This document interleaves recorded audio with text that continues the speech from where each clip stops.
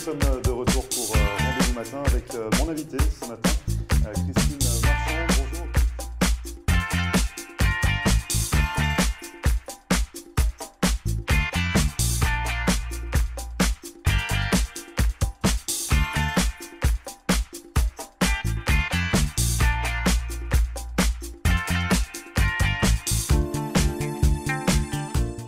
Bonjour à tous, bienvenue, merci de regarder Rendez-vous Matin. Nous sommes le mardi 9 janvier et ce matin nous allons nous intéresser à une belle histoire de reconversion, celle d'une contrôleuse de gestion dans une grande compagnie d'assurance à Paris qui est venue s'installer ici en Floride pour devenir la gérante d'une pâtisserie à Lauderdale by the Sea. Je parle bien évidemment de Valérie Guibal qui va me rejoindre dans un instant pour nous parler de sa belle histoire, avec qui on va développer donc son parcours, sa formation, mais également son établissement qui est en plein essor. Restez avec nous, on revient juste après ça.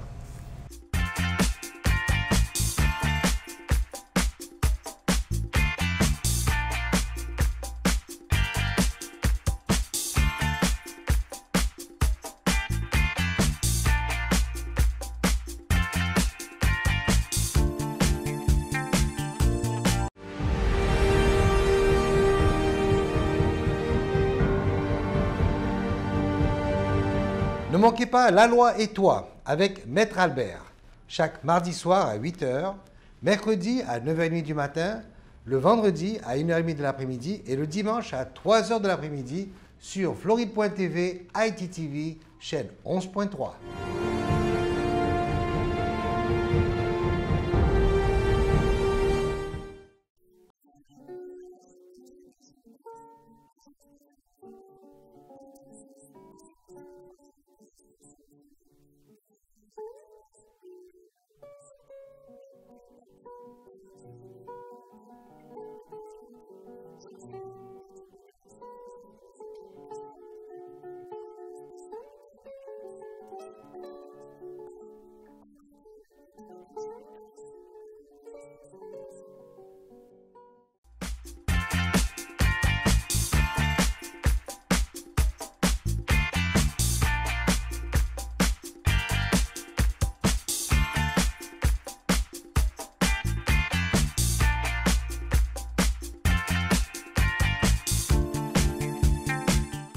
Merci à vous de regarder Rendez-vous Matin. Je vous le disais, ce matin, on va s'intéresser à une belle histoire, celle d'une reconversion avec Valérie Guibal. Bonjour Valérie. Bonjour. Alors du coup, je le disais, vous étiez contrôleuse de gestion dans une grande compagnie d'assurance à Paris, donc en France. Oui. Et vous avez fait le grand écart, on va Oui. dire, c'est ça? Vous avez changé de pays, changé de métier, changé d'environnement. De langue, tout. Et changé de langue également. Donc on va revenir avec vous parce que vous êtes la gérante de la pâtisserie parisienne by the Sea. Oui. Donc à Lauderdale by the Sea sur Commercial. C'est ça. Avec de très bonnes pâtisseries. J'espère. Des bonnes galettes actuellement, voilà, Oui. c'était samedi là, mais Oui. bon, ça continue encore pendant quelques temps la galette. Non, c'est fini, dites-moi pas que c'est fini. Ah bah non. Alors sur commande. Sur commande, Y a voilà, pas on de peut en souci. avoir encore. Oui, bien sûr. Très bien. Donc on va parler avec vous de votre formation, de ce grand écart que vous avez fait. Est-ce que vous pouvez nous dire d'où est venue l'idée finalement de tout claquer? Parce que contrôleuse de gestion, ça consiste en quoi? C'est des chiffres, c'est beaucoup Voilà, de chiffres, on des est tableaux. quand même loin de la pâtisserie. Voilà, on est loin de la pâtisserie, on est assis toute la journée devant un écran informatique. Voilà, c'est essentiellement ça. Donc c'était métro, boulot, dodo, c'était ça un peu le rythme de Bon, vie? j'avais pas non plus. J'étais pas sur Paris même, donc j'avais quand même j'étais à côté de mon travail, donc c'était pas trop métro, boulot, dodo. Il y avait déjà un avantage. Voilà, un avantage. Mais c'était l'idée en fait de rester sur une chaise, rivée devant un écran qui vous a un petit peu… L'idée c'est bizarre, hein. Ça n'a pas été un rêve, hein. Le rêve américain depuis qu'on est tout petit, c'était pas moi ça. C'est arrivé comme ça, c'est bizarre. Il y avait un plan de départ volontaire dans mon entreprise. Je ne me suis pas sentie concernée et puis les gens partaient autour de moi, tiens on prend… le PDV, on va faire ci, on va faire ça. Et puis moi, je suis venue ici pour faire un investissement immobilier et pour ma retraite. Ouais. Voilà. Et puis je me suis dit, on est bien ici. Pourquoi attendre la retraite? Le climat est bon. Pourquoi attendre? Voilà, pourquoi attendre la retraite? Mais bon, après, je pars entière. Je suis encore jeune. Ouais. Donc, il fallait quand même que je travaille. Et voilà. Et un jour, je me suis arrêtée manger une crêpe. Et c'est parti de là. Comme quoi, c'est vraiment… Donc, vous étiez voilà. sur la Solace. J'étais sur la Solace. Alors, Fort on va pas… mais, on va pas citer le nom. On va pas ouais. citer le nom, surtout qu'en plus, Ouais. depuis, ça a changé de propriétaire. Donc, du coup, c'est certainement mieux. Donc, voilà. J'ai mangé une crêpe et je me suis dit, mais bouh, là là, ils savent pas faire les crêpes. Et puis, tiens, pourquoi pas ouvrir une pâtisserie? Bon, ok, je sais faire la pâtisserie. J'aime faire la pâtisserie à la maison. J'ai des enfants, tout ça. Mais ouvrir un business, je me suis dit non, il faut vraiment que je me forme. Ouais. Donc voilà, je suis rentrée en France et j'ai dit allez, ça y est, je quitte tout. Je lâche tout et je fais ce que j'ai envie de faire, ma passion, Voilà. de changer de vie, de carrière, de langue. Donc finalement, ce plan de départ volontaire, vous l'avez accepté, vous en avez profité. Oui. Et du moment où vous avez eu l'idée de tout changer, du moment où vous êtes venu parce que vous avez acheté un appartement, c'est ça, ici dans le sud de la Floride, à partir de ce moment-là, combien de temps s'est écoulé jusqu'au jour où vous avez vraiment pu ouvrir? Ouais. Il s'est passé du temps, non? Ah oui, il s'est passé beaucoup de temps. 2012, fin 2012. Et vous avez ouvert en novembre 2015? Oui, c'est ça. Donc 3 ans. Oui. C'est ça? Oui. Donc 3 ans. Alors entre-temps, évidemment, je suis retournée à l'école. Oui, parce que c'est ce qu'on allait préciser finalement. Vous ne vous êtes pas dit la crêpe, elle n'est pas bonne. Je sais faire des crêpes le dimanche pour la famille et les amis. Je vais venir faire sauter les crêpes ici à Lauderdale by the Sea. Non, c'est ça. Après, c'est mon petit côté contrôleur de gestion. Oui, il faut que ça soit quand même carré, voilà. c'est ça. Il faut que ça soit. Il y a une procédure à suivre, mais on ne s'improvise pas finalement pâtissière. On ne s'improvise pas. Non, parce qu'il y a après c'est une organisation, il y a une gestion derrière, effectivement. Il faut préparer. Donc même si on fait des bons plats, même si nos amis nous disent oh, qu'est-ce qu'il est bon ce petit plat, qu'est-ce que tu sais bien cuisiner. Tu devrais ouvrir un restaurant. Méfiance. Il faut un peu se méfier quand même sur une formation derrière. Vous avez étudié pendant 6 mois? 6 mois. C'est ça? Et j'ai fait en alternance. Donc j'ai travaillé chez un patron qui m'a vraiment beaucoup aidé parce qu'il m'a donné de très bons conseils. Il m'a fait travailler certains produits tous les matins. J'en avais ras-le-bol. Mais quand j'ai ouvert, j'ai dit « Ah, merci ». Parce qu'au début, c'est vrai que donc là, l'établissement, il est de taille normale, on va dire. C'est pas non plus une pâtisserie industrielle où vous brassez des gâteaux toute la journée. Non. Mais vous avez appris dans ces conditions-là, voilà. c'est ça? À traiter, à faire une centaine d'éclairs à la vanille ou au chocolat. Oui, c'est ça. Parce qu'il y a besoin d'avoir une méthode comme ça de quantité pour… Eh bien oui, après c'est une organisation, comment on stocke, comment on gère, l'achat des matières premières. Voilà, effectivement quand on fait des éclairs, on n'en fait pas 2 à la vanille, 2 au chocolat et 2 au café tous les jours parce que sinon on ne s'en sort pas. On ne peut pas faire, bon c'est une petite pâtisserie, on n'en fait pas des grosses quantités mais malgré tout, il faut s'organiser parce que sinon on est vite perdu. Donc quand j'ai ouvert, ça m'a vraiment rendu service d'aller travailler chez un patron parce que toute cette organisation, on ne l'apprend pas à l'école. Donc voilà, on apprend à faire. C'est vraiment sur le tas, c'est vraiment dans le cœur du métier. Oui, c'est ça. Donc non, ça a été une très très belle expérience et franchement j'étais très contente de travailler aussi chez ce patron qui m'a beaucoup aidée. Vous avez encore des contacts ou pas avec ces personnes-là? Alors j'ai des contacts avec l'école, oui. Parce que d'ailleurs, récemment, j'ai embauché un pâtissier et c'est un jeune homme qui travaillait dans l'école et qui avait le même professeur que moi. Ah, donc voilà. Donc finalement, il y a une suite. Ouais. Mais même l'école s'intéresse également à votre projet, bien savoir sûr. un petit peu comment ça évolue pour vous. Oui, ils aiment bien suivre les reconversions. Oui. Donc en tout cas, c'est une belle reconversion. Enfin, vous l'avez tenue, mais il faut être fort psychologiquement aussi. Oui. Parce que je me doute que là, on en parle, tout sourire, mais il y a eu quelques difficultés.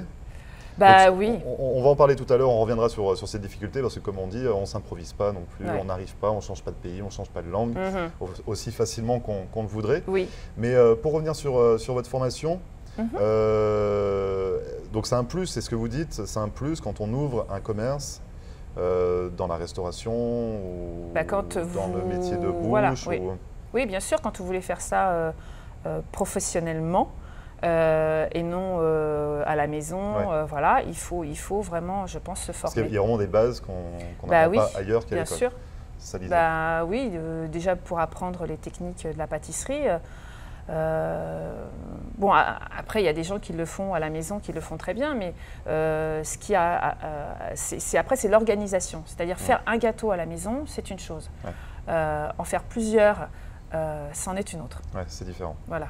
Au niveau de l'ouverture de votre établissement, ça a pris du temps. Oui, ça a pris 18 mois. 18 mois et effectivement, je n'avais pas compté 18 mois. Parce que l'idée, quand vous vous êtes dit, je vais changer de métier, je vais me reconvertir, Oui. pour vous, ça allait très vite? Tout était planifié d'entrée de jeu? Bah, je ne savais pas trop, mais de là, je m'étais mis en fait 6 mois. Et Donc c'est-à-dire qu'en 2012, vous vous êtes dit, je fais ma formation, voilà, à la fin de ma formation, en 6 mois c'est ouvert, je tourne. c'est ça. D'accord. C'est ça. Donc finalement, vous avez triplé le temps de Parce préparation. que voilà, ça c'est une erreur.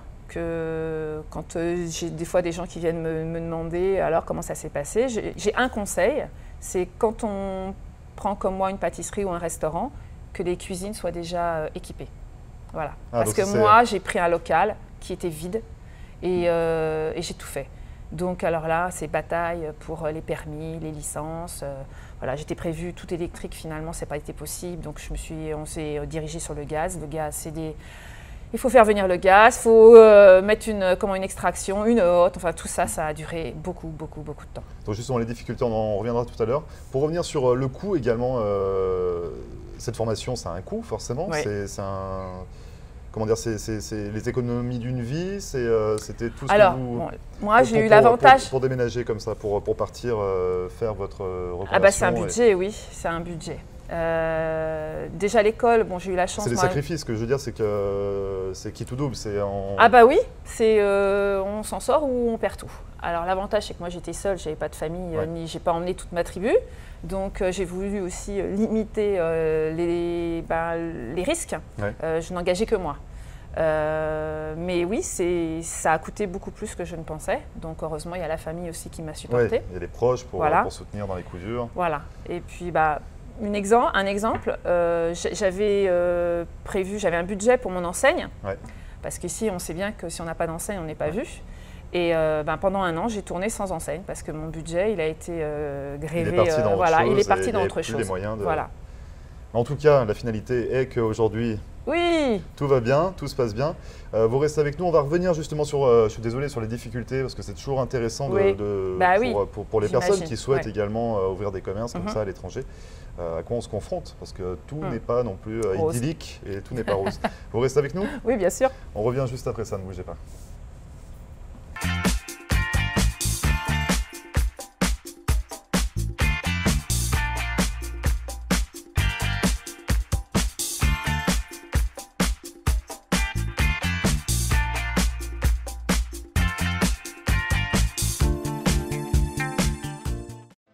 Marcelle Poirier, avocate en droit de l'immigration américaine et membre du barreau de la Floride. Ma vocation est de conseiller mes clients et de protéger vos intérêts afin que vous soyez en mesure de réaliser votre rêve américain qui est toujours bien vrai et réel aujourd'hui. Surtout, n'oubliez jamais qu'un mauvais conseil légal peut vous coûter votre futur et celui de votre famille. N'hésitez pas à nous contacter par téléphone ou sur mon site internet à marcelpoirier.com et nous serons très heureux, mon staff et moi-même, de répondre à vos questions et de vous recevoir au cabinet, j'espère très bientôt.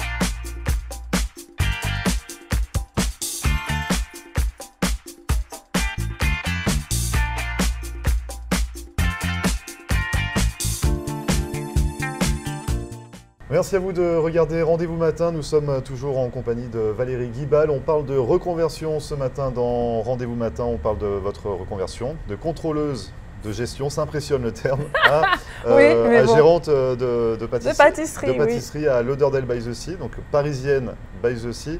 Donc on a parlé un petit peu avec vous de votre cheminement, on va parler un peu des difficultés quand on veut ouvrir un établissement aux États-Unis, en Floride notamment, comme dans votre cas. Quelles ont été les difficultés?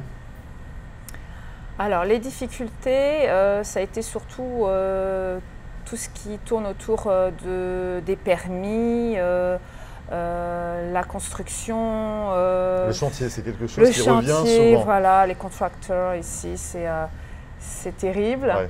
Alors déjà qu'on sait qu'un chantier, on a la date de début, on ne sait jamais la date de fin. On ne sait jamais quand mais ici, c'est encore pire, c'est ça? Voilà, c'est ça. Au lieu de 6 mois, c'est 18 mois. Ouais. Voilà. Et donc forcément, le local se paye en même temps? Et ben voilà. Pas non plus offert gracieusement, les mois de loyer. Donc on paye son loyer. Alors moi j'avais négocié avec mon propriétaire 6 mois de loyer pour avoir le temps de faire tous mes travaux. Et puis finalement, j'ai payé 1 an. Vous avez dû rajouter 1 an? Voilà. Ouais. Donc ça, c'est déjà un trou dans le budget, c'est compliqué à gérer. Ouais. Vous parliez également tout à l'heure de la cuisine électrique ou gaz. Ça a été quoi la difficulté à ce niveau-là? La difficulté, c'est que finalement, je n'ai pas pu mettre du tout électrique parce que le building n'aurait pas supporté donc, tout mon équipement. Ouais. Donc on s'est dirigé vers du gaz, ce que je n'avais pas prévu au départ. Mais qui dit gaz dit une hotte, dit une extraction, dit faire venir le gaz, des permis. Donc c'est des coûts supplémentaires. Voilà, des coûts supplémentaires, coûts énormes d'ailleurs pour le gaz. Et ça, c'est des choses que, comment dire, c'est... Vous l'avez appris sur le tard, en fait, enfin, vous l'avez appris trop tard. Et oui. Donc il n'y a pas eu la possibilité d'anticiper sur les coûts pour savoir comment investir là-dedans. Non, ça a été la mauvaise surprise, ça. Donc ça, c'est des choses qu'on peut s'enseigner avant, c'est ça? Dans votre cas, en fait, est-ce que vous auriez pu l'apprendre avant si, par exemple, ça vous était venu à l'idée de vous dire est-ce que je peux me renseigner sur le gaz ou l'électricité, ou c'est vraiment quelque chose que vous découvrez au dernier moment? Oui, il y a des, je ne sais pas si j'aurais pu le savoir avant. Mais en tout cas, c'est quelque chose à laquelle il faut penser. Y penser, oui, absolument. Voir si le compteur du building va supporter tout votre équipement. Ça, c'est bon à savoir. Ensuite, finalement, 18 mois de chantier. Oui. Mais vous y arrivez, donc vous ouvrez en novembre 2015. C'est ça. Et là, donc ça fait 2 ans. Vous rentrez dans votre 3e année. Ouais, c'est ça. Et comme on disait tout à l'heure, vous avez recruté récemment. Oui, un pâtissier. Un pâtissier, français. Donc c'est bon signe, c'est que ça y est. Voilà. Mais il a fallu du temps, c'est ça en fait. Ça ne se fait pas en 3 mois, ça ne se fait pas en 6 mois. Non. Pour se faire une clientèle, pour se faire connaître. Non, ça fait 2 ans, voilà. Donc 2 ans, la première année, je suis restée seule. La deuxième année, j'ai un petit peu embauché, mais uniquement pour la saison. Ouais. Et là, j'ai embauché à temps plein donc, mon pâtissier, donc, qui sera là aussi cet été. Donc il va falloir qu'on aille démarcher, trouver également un peu de nouveaux marchés. Oui, pour la suite. Bien sûr. Pour étendre également le projet. Bien sûr. Parce que là, vous êtes installé physiquement dans un établissement. Oui. Vous avez d'autres projets pour la suite? Oui, parce que on est quand même aux États-Unis et les habitudes de consommation de pâtisserie ou de pain, c'est pas comme chez nous en France. Donc il faut aller chercher des marchés à l'extérieur. Le chiffre d'affaires de la boutique ne suffit pas. Donc là, l'idée, pour l'instant, on essaye de rester vraiment français dans notre pâtisserie et j'aimerais continuer à garder cette petite niche. Donc l'idée, ce serait de pouvoir aller se faire référencer auprès des organisateurs de mariage, par exemple, aller voir certains coffee shops, voilà. Pour apporter des pâtisseries dans les établissements ou pour les mariages faire des pièces montées. C'est ça. La pâte à choux. La pâte à choux qui est vraiment française, on le revendique. Donc justement, on va parler un petit peu des spécialités que vous proposez. Qu'est-ce qu'on trouve dans votre pâtisserie? La pâtisserie classique, le millefeuille, alors qu'on appelle Napoléon ici, les éclairs, toutes les petites tartelettes aux fruits frais. La viennoiserie, bon ça c'est sûr. Alors, le produit phare c'est notre croissant aux amandes, ils adorent. Voilà, tous les pains au raisin, qu'est-ce qu'on fait d'autre? Donc tout plein de viennoiseries, tout plein de petits... Voilà, tout ce qui est viennoiserie, là c'est le classique que vous retrouverez dans une pâtisserie. Et tout est fait sur place. Et tout est fait sur place. Tout est fait dans vos fours. Voilà. Four à gaz. C'est ça. Non, alors le four est électrique. Ah, four électrique. Voilà. Bon, oui, ça, on l'a conservé électrique celui-là pour l'instant. Il a pu être électrique, très bien. Au niveau on doit adapter également les saveurs ou pas? Quand on vient de France, qu'on apprend les méthodes, vous avez étudié en France? Oui. Votre école, donc forcément il y a des goûts, il y a des particularités qui s'adaptent peut-être un peu plus au marché français. Quand on arrive aux États-Unis, est-ce qu'on peut vraiment tout exporter ou il faut s'adapter un peu au territoire? Alors, moi j'essaye de rester pour l'instant, de ne pas m'adapter, de rester française. Donc c'est un parti pris, mais c'est vraiment... C'est ça, mais bon, voilà, j'ai une petite pâtisserie et puis j'ai la chance aussi d'avoir une grosse communauté française. À l'odeur de Baïs aussi, voilà. Mais si je fais du muffin, je me suis adaptée. Voilà, donc c'est bien. Non, puis même on le disait pour Thanksgiving. Oui, alors pour Thanksgiving, les tartelettes, oui. les tartes. Là, c'était pas possible de passer à côté, donc on l'a fait avec notre petite touche française quand même. Mais oui, on a fait les pumpkin pie, les pumpkin pie et les apple pie. Et on a eu pas mal de commandes finalement, et pas que des Français. Donc voilà, ça commence aussi à avoir une clientèle américaine qui connaît déjà les produits français. Donc du coup, voilà. Et on entend souvent que quand on cuisine aux États-Unis, c'est différent que quand on cuisine en France. Le beurre, l'eau, la farine. C'est une légende ou parce que vous, la pâtisserie, c'est quand même très précis. Le beurre, oui. Alors, le beurre, ça c'est sûr. Quand on fait des croissants, des pains au chocolat, le beurre, c'est pas le même. Donc la solution, c'est d'importer? Non, ça coûte trop cher. Donc on fait avec les... Voilà, c'est à ce niveau-là qu'il faut adapter la recette finalement. Oui, absolument. Donc au début, il y a des ratés. Oui. Mais... il y en a encore. Hein. Il y en a encore. Mais après, voilà, on arrive à trouver le bon équilibre par rapport... le climat est différent, les produits sont différents. Les farines sont différentes. Mais bon, on arrive quand même à faire voilà, de bonnes choses. On importe aussi, alors on n'importe pas la farine, on n'importe pas le beurre, ça coûte trop cher, mais par contre on travaille pas mal avec des produits français quand même, les chocolats, voilà, parce que de bonnes choses quand même. Très bien, donc de beaux projets pour la suite, vous l'avez évoqué. Pour revenir sur toute cette histoire, 2 ans et demi après, par rapport à l'ouverture maintenant, ça fait beaucoup plus de temps, ça fait 5 ans finalement que vous l'aviez décidé. Oui. Un peu plus de 5 ans. Un peu plus de 5 ans. Vous le referez? Vous le referiez, pardon? Alors, j'ai pas de regrets, mais je le referai pas. Ouais. Le chemin parcouru, ou alors je le ferai différemment. Maintenant, avec l'expérience et le enfin voilà, avec ma connaissance, je le referai différemment. Refaire, si j'avais su, je l'aurais pas fait. Parce qu'il y a beaucoup trop de difficultés ou c'est Oui, après il y a des difficultés, il y a des dommages collatéraux, il y a, voilà, c'est pas facile, hein, et puis voilà, c'est toute une autre culture malgré tout. Mais par contre, c'est une très belle aventure. Ouais, parce que voilà, on s'ouvre à une autre culture, mais c'est difficile, mais malgré tout, c'est bien. Maintenant, voilà, plus le temps passe et plus je suis super contente parce que je me sens bien, les choses vont bien, mais on peut dire que vous avez vraiment sorti la tête de l'eau là. Enfin, là, oui, ça commence, ça commence. Dans une position agréable, vous embauchez, ça commence à prendre une nouvelle tournure, beaucoup plus agréable à mon avis. Bah oui, oui. Que de gérer le stress. J'arrive à être là d'ailleurs parce que sinon j'avais la tête dans le guidon. On peut vous recevoir, on peut vous recevoir. Depuis 6 mois. Voilà, c'est ça. Sinon je ne pouvais pas. C'était compliqué. Oui, c'est compliqué. Et qu'est-ce que ça vous a apporté Donc finalement, ça a concrétisé un rêve, c'était celui de tout quitter. C'est vrai, ça c'est. Vos collègues, vos amis, vos proches, comment ils ont réagi à cette aventure? Alors maintenant, là, les retours que j'en ai, c'est rigolo parce que j'ai des anciennes collègues qui sont venues cet été, par exemple, qui m'ont dit « mais tu te rends pas compte mais il y a même des gens là, des jeunes qui viennent, ils te connaissent pas, ils connaissent ton histoire. » Je dis « ah bon ?» Parce que voilà, les gens parlent, voilà, et ils disent « mais waouh !» Moi, je me rends pas compte, mais voilà, vu de l'extérieur, ça paraît être… une histoire de fou, mais bon, voilà, un peu quand même. Je pense qu'il faut être un petit peu fou. Il faut être un peu fou. Un petit peu, un petit grain de folie. Vous avez quand même tenu, contrôleuse de gestion oblige, vous avez quand même tenu la ligne. Oui, ça c'est mon côté ligne. rigueur, oui. Bon, en tout cas, c'est une belle aventure qui vous est arrivée. J'espère que tout va continuer dans ce sens-là. Oui, j'espère, on va tout faire pour. Et comment on peut vous contacter, Valérie, si on est intéressé pour avoir des galettes? J'ai compris que les galettes, on pouvait encore en avoir sur commande. Bien sûr, et puis plein d'autres choses. Donc on peut se rendre à votre pâtisserie. Je prends ma petite anti-sèche parce que je ne le connais pas par cœur, mon numéro de téléphone, c'est le 754 701 0155. Dans tous les cas, il s'affiche juste en bas de l'écran. Vous êtes situé entre le pont et l'Ewanais sur Commercial, boulevard, à Lauderdale-Bays aussi. Pas loin de la mer. Avec très bonne viennoiserie. On peut s'y arrêter pour un café. Merci, pour bien sûr. Oui, on a des petites terrasses, des tables à l'extérieur. C'est très agréable. Merci beaucoup en tout cas Valérie d'être venue vous confier sur votre parcours. Bonne continuation pour la suite. Merci. Et on peut commander des galettes. Oui, on peut commander des galettes. Merci Valérie.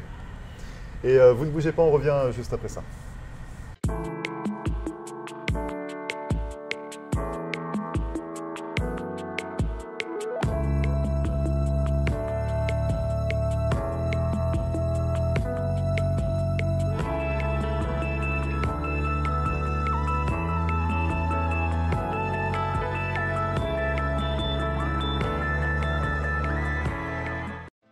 Marcel Poirier, avocate en droit de l'immigration américaine et membre du barreau de la Floride. Ma vocation est de conseiller mes clients et de protéger vos intérêts afin que vous soyez en mesure de réaliser votre rêve américain qui est toujours bien vrai et réel aujourd'hui. Surtout, n'oubliez jamais qu'un mauvais conseil légal peut vous coûter votre futur et celui de votre famille. N'hésitez pas à nous contacter par téléphone ou sur mon site internet à marcelpoirier.com et nous serons très heureux, mon staff et moi-même, de répondre à vos questions et de vous recevoir au cabinet, j'espère très bientôt.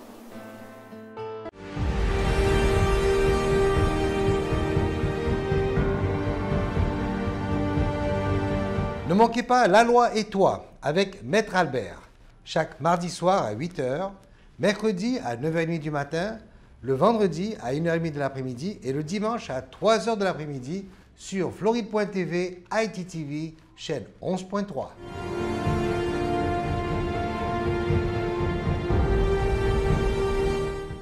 Merci à vous d'avoir suivi Rendez-vous matin, c'est fini pour aujourd'hui. Cette émission, vous le savez, est à retrouver comme à chaque fois en podcast sur notre page Facebook, Floride.tv, ou en rediffusion dès cet après-midi. 3h ce soir, 7h30, ou encore cette nuit à 1h du matin pour les plus courageux. Et nous, on se retrouve demain pour une nouvelle émission avec Maître Marcel Poirier pour sa rubrique hebdomadaire consacrée à l'immigration aux États-Unis. Mais également, on passera à table avec Sylvie Delanclos. Ça sera demain à 9h. Très bonne journée et à demain.